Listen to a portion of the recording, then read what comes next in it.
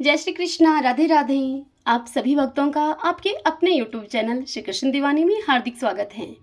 आज आप सुन रहे हैं ज्येष्ठ मास महात्म्य का 7वां अध्याय। सर्वप्रथम भगवान का स्मरण करते हुए आप सभी मेरे साथ बोलिए। शांताकारं भुजगशयनं पद्मनाभं सुरेशं विश्वधारं गगनसदृशं मेघवर्णं शुभांगं लक्ष्मीकान्तं कमलनयनं योगिभिर्दयानगमयं वन्दे विष्णुं भवभयहरं सर्वलोकैकनाथम्। ओम नमो भगवते वासुदेवाय। ओम त्रिविक्रमाय नमो नमः। समस्त ऋषिगण स्कंद जी से कहने लगे कि हे स्कंद जी, आगे ज्येष्ठ मास का महात्म्य और भी हमसे कहिए, क्योंकि इसको सुनने मात्र से ही मनुष्य सभी पापों से मुक्त हो जाता है। यह सुनकर स्कंद जी बोले कि इस मास में उपवास करने से भगवान विष्णु अत्यधिक प्रसन्न होते हैं, इसलिए इस मास में उपवास व्रत को करना चाहिए, क्योंकि मासों उपवास व्रत 1,00,000 उपवास के समान होता है। 1 मास पर्यंत उपवास करना, प्रातःकाल स्नान करना, जितेंद्रिय रहना अथवा कंद मूल फल खाकर रहना, पृथ्वी पर शयन करना, किसी का भी बुरा नहीं सोचना, नित्य सोच आचार से युक्त रहना, सत्य वचन बोलना और प्रसन्न रहना चाहिए, अथवा कृष्ण पक्ष की एकम से लेकर त्रयोदशी पर्यंत मद मोह आलस्य को त्याग कर व्रत करना चाहिए। पूजा स्थान में बैठकर व्रत करना चाहिए। त्रयोदशी के दिन मंगल स्नान करना चाहिए। पूजा स्थान में बैठकर पुण्य वाचन करके देवताओं का अधिवासन करके स्वर्ण चांदी तांबा तथा मिट्टी का घट स्थापित करें। उसमें पंचरत्न डालकर घट पर विष्णु भगवान की प्रतिमा को स्थापित करें। विष्णु भगवान की प्रतिमा शंख चक्र और गदा से युक्त हो।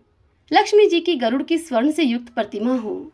अपने ग्रह सूत्र के अनुसार प्रथम ब्रह्मा आदि मंडल देवता की स्थापना करें। 4 द्वारों से शोभित पुष्पों का एक मंडल बनावें।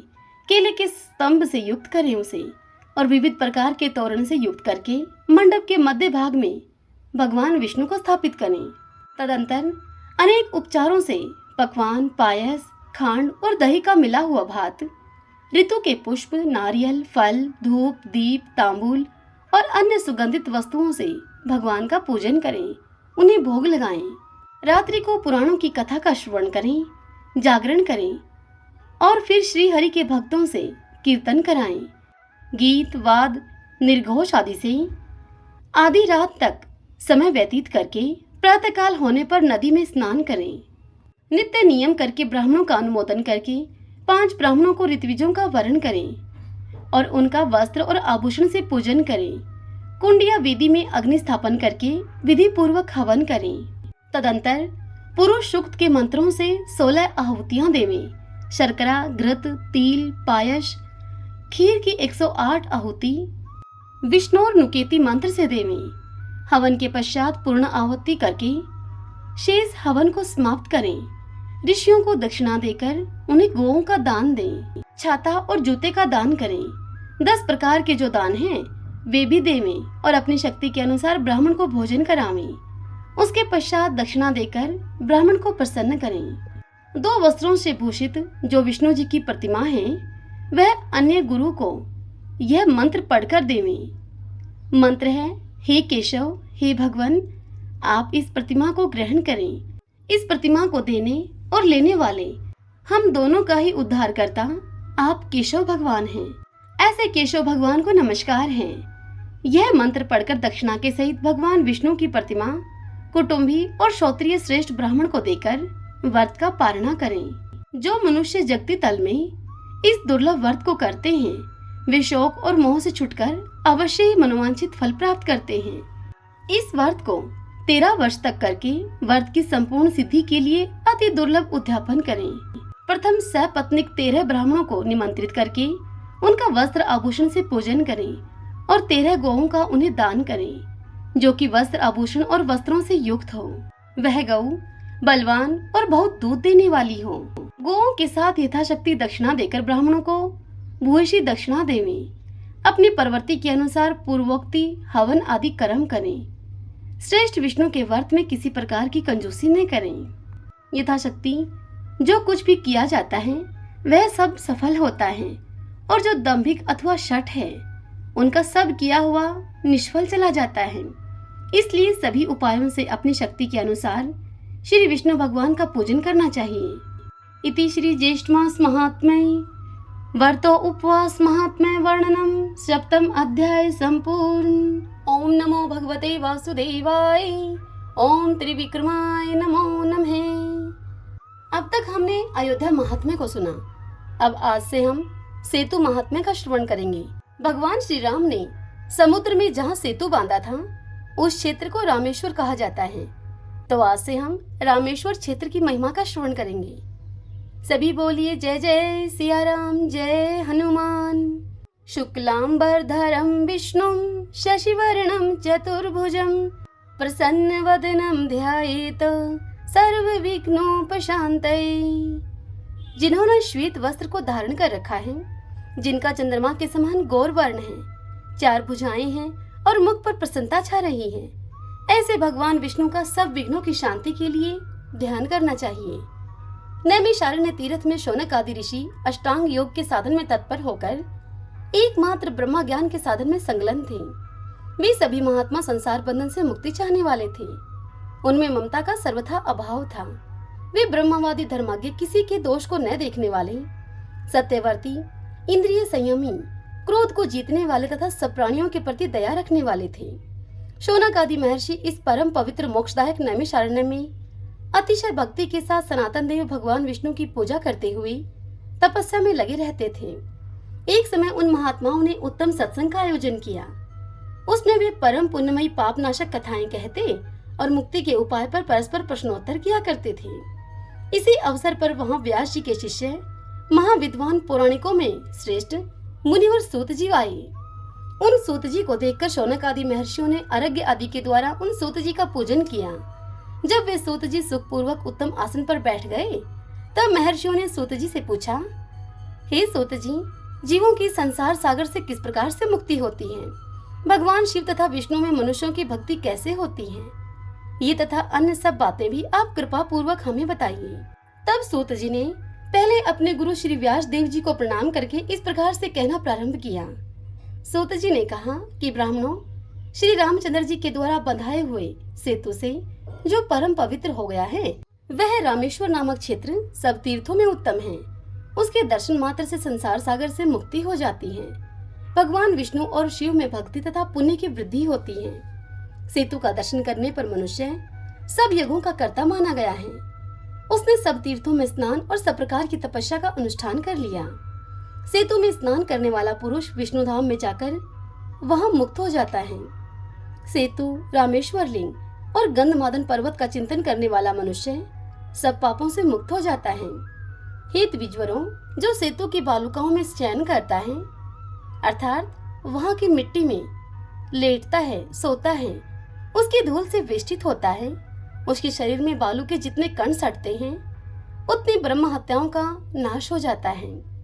सेतु के मध्यवर्ती प्रदेश की वायु जिसके संपूर्ण शरीर का स्पर्श करती है, उसके 10,000 शुरापान का पाप तत्काल ही नष्ट हो जाता है। पुत्र और पौत्रों के द्वारा जिसकी हड्डी सेतु में डाली गई है, उसका 10,000 बार की हुई स्वर्ण की चोरी का पाप उसी क्षण नष्ट हो जाता है। जिस मनुष्य का स्मरण करके सेतु तीर्थ में कोई स्नान करता है, उसका भी महापातकियों के संसर्ग से प्राप्त हुआ दोष तत्काल ही नष्ट हो जाता है। मार्ग को नष्ट करने वाला, केवल अपने लिए भोजन बनाने वाला, सन्यासियों और ब्राह्मणों की निंदा करने वाला, चांडाल का अन्न खाने वाला और वेद को बेचने वाला, ये 5 ब्रह्म हत्यारे कहे गए हैं। जो ब्राह्मणों को बुलाकर यह आशा देता है उन्हें कि मैं तुम्हें धन दूंगा, और फिर यह कह देता है बाद में कि मेरे पास धन नहीं है, वह भी ब्रह्म हत्यारा ही कहा गया है। जो जिससे धर्म का उपदेश ग्रहण करता है और उसी से द्वेष करे और उसकी अवहेलना करे, तो वह भी ब्रह्म हत्यारा ही कहा गया है। जो पानी पीने के लिए जलाशय की ओर जाती हुई गौओं के समूह को रोक देता है, उसको भी ब्रह्मघाती ही कहा गया है। सेतु तीर्थ में आकर वे सभी अपनी पाप राशि से मुक्त हो जाते हैं। ब्रह्म हत्यारों के समान जो दूसरे पाप हैं, वे भी सेतु तीर्थ में आकर अपने पापों से छुटकारा पा जाते हैं। जो उपासना का परित्याग करता है, देवता का अन्न खाता है, शराब पीता है, शराब पीने वाली स्त्री से संसर्ग रखता है, वैश्या का अन्न खाता है और किसी समुदाय अथवा संस्था का अन्न भोजन करता है, तथा जो पतित का अन्न खाने में तत्पर रहता है, ये सभी सुरापी अर्थात शराब पीने वाले कहे गए हैं। ये सब कर्मों से बहिष्कृत हैं। ऐसे लोग भी सेतु तीर्थ में स्नान करने से पाप रहित होकर मुक्त हो जाते हैं। शराब पीने वाले के समान अन्य जो पापी हैं, वे भी सेतु में गोता लगाने से पाप मुक्त हो जाते हैं। कंद, मूल, फल, कस्तूरी, रेशमी वस्त्र, दूध, चंदन, कपूर, सुपारी, शहद, घी, तांबा, कांसा और रुद्राक्ष की चोरी करने वाले मनुष्यों को स्वर्ण चुराने वाला समझना चाहिए। वे सेतु क्षेत्र में आकर मुक्त हो जाते हैं। अन्य प्रकार के चोर भी वहां पर स्नान करने से पाप मुक्त होते हैं। बहन, पुत्र वधू, रजस्वला स्त्री, भाई की स्त्री, मित्र की स्त्री, मदिरा पीने वाली स्त्री, पराई स्त्री, हीन जाति की स्त्री तथा अपने ऊपर विश्वास रखने वाली स्त्री के पास जब आसक्त पुरुष जाता है तो ऐसा पुरुष गुरु शय्यागामी समझा जाने के योग्य है। वह सभी कर्मों से बहिष्कृत है। ये तथा और भी जो गुरु शय्यागामी के समान पापी हैं, वे सेतु तीर्थ में स्नान करके पाप मुक्त हो जाते हैं। इन सब के साथ संसर्ग रखने वाले जो पापी हैं, वे भी सेतु तीर्थ के महास्नान से पाप रहित हो जाते हैं। सेतु तीर्थ का स्नान अंतःकरण को शुद्ध करने वाला तथा मोक्ष को देने वाला है। पाप नाशक सेतु तीर्थ में निष्काम भाव से किया हुआ स्नान मोक्ष देने वाला है। जो मनुष्य धन संपत्ति के उद्देश्य से सेतु तीर्थ में स्नान करता है, वह प्रचुर संपत्ति पाता है, और यदि वह आत्म शुद्धि के लिए स्नान करता है तो वह आत्म शुद्धि को पाता है। यदि स्वर्गीय सुख भोगने के लिए कोई स्नान करता है तो उसे ही प्राप्त करता है। यदि मोक्षदायक सेतु तीर्थ में मुक्ति के लिए कोई स्नान करे तो मनुष्य पुनरावृत्ति रहित मुक्ति को पाता है। जो अंगों सहित चारों वेदों के ज्ञान में पारंगत होने, समस्त शास्त्रों की विद्वता और संपूर्ण मंत्रों की अभिज्ञता को प्राप्त करने के उद्देश्य से सर्वार्थ सिद्धिदायक सेतु तीर्थ में स्नान करता है, वह उस मनोवांछित सिद्धि को अवश्य प्राप्त होता है।